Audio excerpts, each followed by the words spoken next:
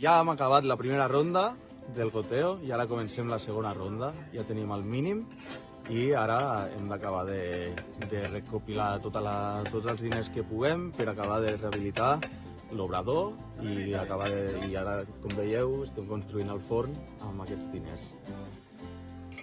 Estem fent tractes amb els agricultors de la zona, de la Garrotxa, de la comarca de la Garrotxa, perquè portin el seu gra. Ja estem fent farina amb el molí col·lectiu i amb aquesta farina ja estem començant a fer proves de pa per fer pa de quilòmetre zero 100%. Estem acabant de rehabilitar l'obrador, tenim el molí funcionant i ara començarem a fer el forn de pedra que funcionarà amb foc i gràcies a aquests diners podem seguir les obres. Des de la Fundació Emprius estem molt contentes d'anunciar que estem avançant en acords amb Eines Comunes.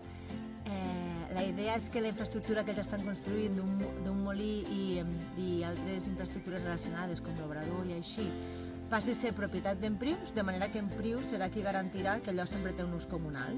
I actualment se cedirà la custòdia de forma vitalícia al projecte d'Eines Comunes per tal de que garanteixin el projecte que volen dur a terme, que és obert i participatiu i és transparent, tal com indiquen els principis d'Emprius. I esperem que això serveixi d'exemple per a altres projectes del territori que vulguin dur a terme accions similars i puguin comptar amb Emprius com a eina per a fer-ho possible.